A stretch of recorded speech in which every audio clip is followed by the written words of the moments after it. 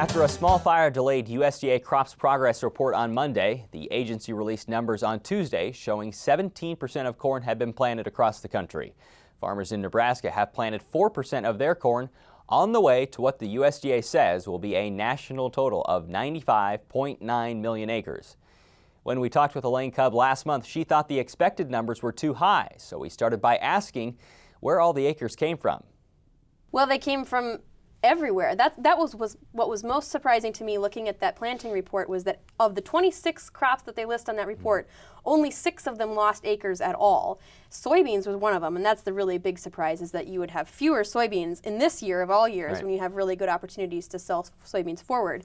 And then a bunch of, like peanuts and things like that, literally peanuts. So really, the acres didn't come out of any of the major production categories, which means that we truly found, quote unquote, more ground, that they did make more of it, which you did see as you were driving around the countryside this past winter. You saw people bringing out, river bottom ground or prevent plant acres from last year, or some pasture or CRP that had not been in production for the past few years. So maybe the question now is how much does that stay? Does it stay right at 95.9, or are farmers going to say, you know what, I'm getting in on the other side?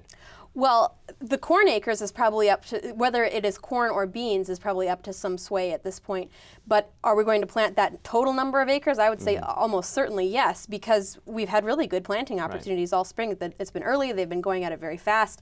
They're going to be able to plant as much corn as they want to plant, and whether or not they switch some of it to soybeans, I think we're about to find out.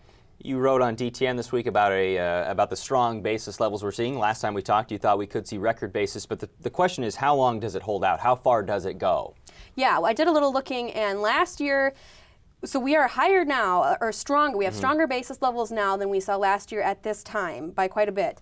But I would say there's maybe only about 20 cents more of push in the basis level before you start running up against the record high of what we ever even saw even last summer, last July, very early August, before the harvest started to come on.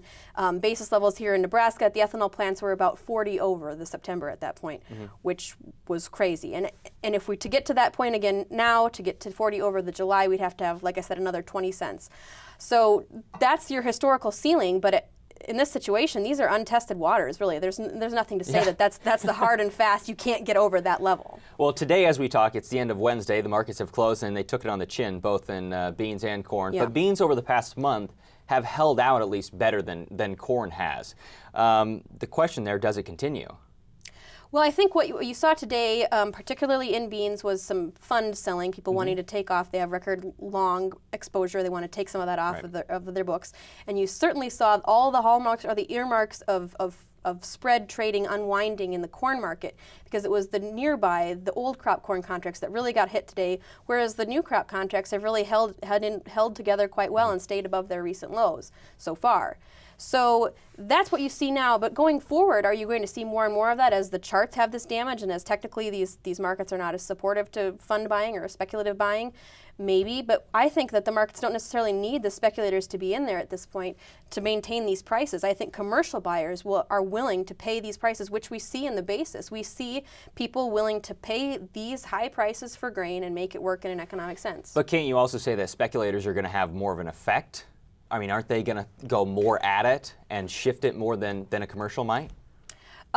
In some circumstances, yes, but if you look at the actual participation of the proportion of the markets that are made up of commercial buyers versus speculative buyers, speculators are less than a quarter of the total market. Yeah, I guess my question was, speculators are coming in and out quicker than commercials are. So would it move faster? Certainly, you can get these pullbacks like this, like we saw this week. I think those can certainly happen, and I think we were sort of due for that. But whether that is a long-term damage to these price levels, I don't necessarily think so at this point. One thing that hasn't been propping up corn as much as it had perhaps last year is ethanol. We're at high levels of stocks, but do you think the industry is in trouble?